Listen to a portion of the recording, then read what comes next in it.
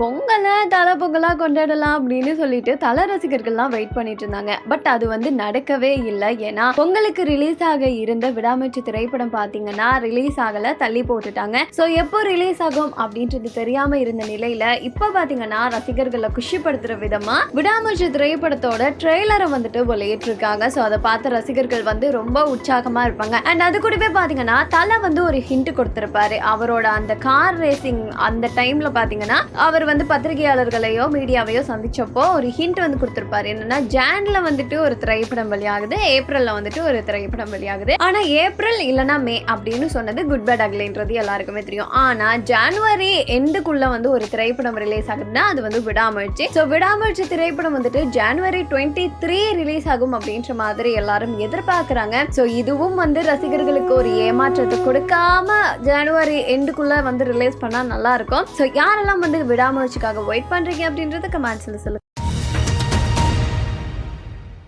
எல்லாருக்குமே தெரியும் மகள் திருமேனி வந்துட்டு ஒரு சூப்பரான இயக்குனர். இப்போ வந்து தல அஜித்தை வச்சு விடாமுயற்சி திரைப்படத்தை வந்து இயக்கிட்டு இருக்காரு அப்படின்னு சொல்லிட்டு ஸோ ரீசெண்ட் டைம்ல பாத்தீங்கன்னா மகள் திருமேனி வந்துட்டு ஒரு விஷயத்த ஷேர் பண்ணியிருக்காரு. அது என்னன்னா, நான் தளபதி விஜயை வச்சு படம் பண்றதுக்காக ஒரு 3 கதை வந்து சொன்னேன் அப்படின்ற மாதிரி. ஸோ அந்த 3 கதையும் போயிட்டு தளபதி விஜய் கிட்ட சொன்னதுக்கு அப்புறமா தளபதி விஜய்க்கு வந்து 3 கதையுமே பிடிச்சி போச்சான். எதை வந்துட்டு நான் தேர்ந்தெடுக்கிறது, எந்த கதையில நடிக்கிறது அப்படின்னு ரொம்பவே குழம்பி போயிட்டாராம். அப்புறமா வந்துட்டு மகள் திருமேனியே ஒரு கதையை வந்து சொல்லியிருக்காரு, இதுல வந்து நீங்க நடிக்கலாம் அப்படின்னு. அப்போ ஓகே பண்ணிடலாமே அப்படின்ற மாதிரி தளபதி விஜய் சொல்லும் போதும் நம்ம மகள் திருமணி பாத்தீங்கன்னா உதயநிதி ஸ்டாலின் கிட்ட வந்துட்டு முன்னாடியே ஒரு கதையை சொல்லி அவர் வந்து கால் ஷீட் எல்லாம் கொடுத்து அந்த திரைப்படத்துக்கு வந்துட்டு முன்னுரிமை கொடுத்துட்டு இருந்திருக்காரு. ஸோ அதனால தளபதி விஜயை வச்சு படம் பண்ண முடியாம போயிருக்கு. ஸோ தளபதி விஜய்க்கு சொன்னா அந்த 3 கதையும் இப்பவும் என்கிட்ட தான் இருக்கு அப்படின்னு சொல்லியிருக்காரு. பட் இதுக்கப்புறமா வந்து தளபதி விஜயை வச்சு படம் பண்றது அப்படின்றது சத்தியமா சாத்தியமே இல்லாத ஒரு விஷயம். ஏன்னா தளபதி விஜய் இதுக்கப்புறம் வந்து சினிமாக்குள்ள வர்றதுன்றது சத்தியமா எல்லாருக்குமே தெரியும். அவர் வரமாட்டாரு, அரசியலுக்கு போயிட்டாரு அப்படின்னு. இதுக்கப்புறமா அந்த சான்ஸ் வந்து மகள் திருமணிக்கு கிடைக்காது, ஒரு மிகப்பெரிய சான்ஸ் வந்து மிஸ் பண்ணிட்டாரு அப்படின்னு தான் ரசிகர்கள்லாம் நினைப்பாங்க. ஸோ இதை பத்தி நீங்க என்ன நினைக்கிறீங்க அப்படின்றது கமெண்ட்ஸ் சொல்லுங்க.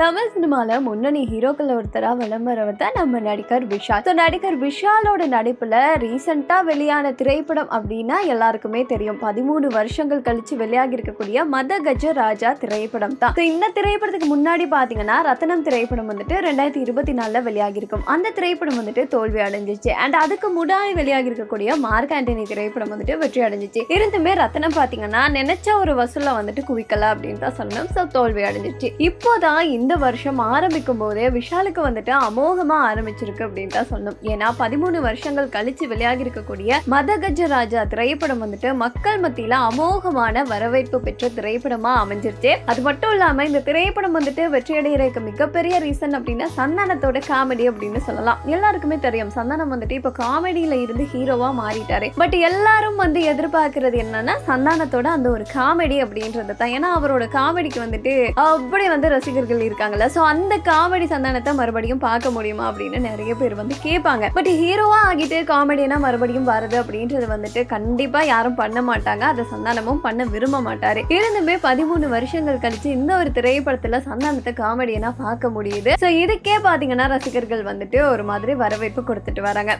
இந்த நிலையில இந்த திரைப்படம் வெளியாகி 4 நாட்கள்ல எவ்வளவு வசூல் பண்ணிருக்கு அப்படின்ற தகவல் வெளியாகி இருக்கு. இது வரைக்குமே 24 கோடியா வசூல் பண்ணிருக்கு. கண்டிப்பா 50 கோடி வந்துட்டு வசூல் பண்ணும் அப்படின்னு எதிர்பார்க்கறாங்க. சோ யாரெல்லாம் இந்த திரைப்படத்தை பாக்குறீங்க, யாருக்கெல்லாம் பிடிச்சிருக்கு அப்படின்றத கமெண்ட்ஸ்ல சொல்லுங்க.